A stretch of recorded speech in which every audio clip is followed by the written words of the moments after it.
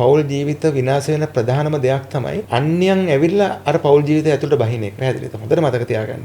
ඒකෙදි වෙන ප්‍රධානම දේ තමයි ඒ තර්ඩ් පාර්ටි එක එන්නෙම විනාශ කරන්න බලාගෙන. එක්ක මට එහෙම නැත්නම් බිරිඳට අනිත් කෙනාගේ අඩුපාඩු කියන්න පටන් ගන්නවා. මම කියන්නේ ඕගොල්ලෝ ආදරෙන් ඉන්නවනම් කිසිම කෙනෙකුට තමන්ගේ පාර්ට්නර්ට විරුද්ධව කාටවත් කතා කරන්න දෙන්න එපා.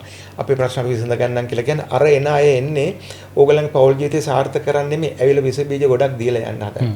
ඔය ඇවිල්ලා දෙන අය ඉන්නව නේද? ඒගොල්ලන්ගේ පෞල් ජීවිත හොයලා බලන්නේ. ඒගොල්ලන්ගේ අතර ඔయిత වඩා දේවල් කරලා විනාශ වෙච්ච අය මේ පෞල් ජීවිතය හදලා මේකත් විනාශ කරන්න එන්න හදන්නේ. තාමත් සුවද කෙනෙක් වගේ එනවා. ඇවිල්ලා විස බීජ ගොඩක් දාලා ඒ පෞල් ජීවිතය විනාශ කරනවා. හොඳට මතක තියාගන්න පෞල් ජීවිතයක් කියන්නේ දෙන්නෙක් අතර තියෙන එකක් මිසක් තුන් දෙනෙක් අතර තියෙන පෞල් ජීවිතයක් නෑ. ඒක නිසා තර්ඩ් පාර්ටි එකක් ගන්න එපා පෞල් ජීවිතේ. අපේ රටේ සෙක්ස් ඇරියස් එකක් තියෙනවනේ සමීර. ඕකනේ කතන්දරේ. අපි හැමදේම දකින්නේ ලිංගිකත්වයෙන්. බොයි කෙනෙකුයි ගර්ල් කෙනෙකුයි කතා කර කර හිටියොත් ඒ දෙන්න අතර සෙක්ස් ඉන්ටිමසි එකක් තියෙනවා කියලා හිතන්නේ.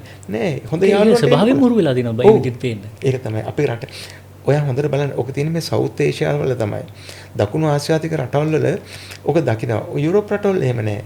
ගර්ල්ස්ලා බොයිස්ලාට ඕන තරම් ඒගොල්ලෝ අතර කිසිම සහසම්බන්ධයක් නෑ. ඕන තැනක යන්න පුළුවන්.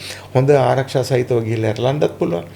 අන්න එහෙම යාළුකම් හරිම වටිනවා. ඇත්තටම මමත් හරි වාසනාවන්ත මිනිස්සෙක් සමීර. මට හොඳ යාළු සෙට් එකක් ඉන්නවා.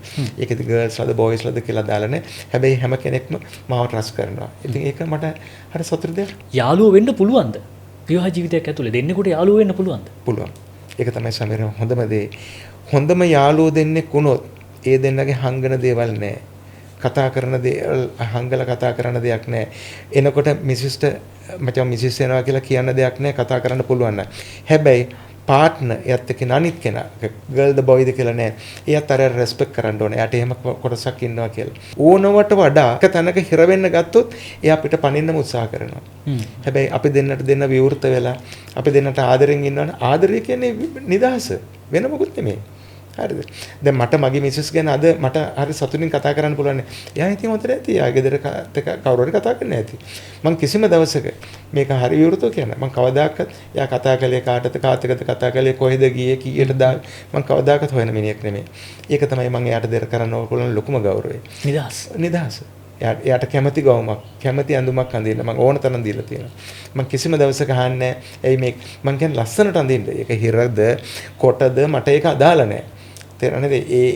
එයාව දැකලා කෙනෙක් සතුටක් ලබන නම් මම තරම් සතුට වෙන පිරිමියෙක් වෙන්නත් බෑ. මොකද ඒකත් ලොකු දෙයක් නේ. එයාට දෙන්න නිදහසේ. එයාට කැමති අඳුම අඳින්න. ඇයි එයා හිර කරගෙන ඉන්නේ මාත් එක්ක? තව ජීවිතේ අපිට ටික කලින් සමීර ගත කරන්න තියෙන්නේ. ඒ කාලේ තුලත් මං එයාව හිර කරගෙන ඉන්නවනම් කිසිම තේරුමක් නැහැනේ. ඇයි අපිට නිදහසේ ඉන්න බැරි? මොන අර මං කිව්වේ පෙත්තපත් කෑවා කියලා ඌ සින්දු කිව්වත් ඌ ඉන්නේ හිර වෙලානේ ඌ දන්නේ නැහනේ. නමුත් ඔයා බලන්න ඉස්සර අපේ ගෙදර මම ගිරවෙක් ගෙනල්ලා හදනවා. ඌ මට මාර ආදරේ මාව දැක්කටි චූටි කියනවා එක එක දේවල් කියනවා. නමුත් එක්තරා දවසක ගිරව් රෑනක් ඇවිල්ලා රෑ කෑ ගහනවා වත්තේ ඈත. මූ මරලා තෝනි දෙනවා ඒ සද්ද වලට. තේනද? මට එදා තමයි තේරුනේ. ඒ මේ ගිරව ඇත්ත ලෝකෙට යන්න තියෙන පෙරියතකම. කොච්චර මේව කියලා. ඊට පස්සේ මට තාත්තා කිව්වා එන්න ඇතුළට කියලා අපි හැංගිලා හිටියා. අර ගිරව් ඇවිල්ලා කූඩු වහගෙන මොනවද කියනවා. මම ඊට පස්සේ එන්නම ගිරවල් ඉහළ ඇරියා. මට හරි දුකයි. කූඩු ඇරියා. මම එදායින් පස්සේ කවදාකවත් මම කූඩු කළ සතෙක් හදන්නේ නැහැ. එදා තමයි මම හිතාගත්තේ මම විවාහ වෙච්ච දවසක පොදුයි මිනිසුන්ට පොදුයි කියලා. කිසිම දවසක හිර කළ තියාගන්න එපා.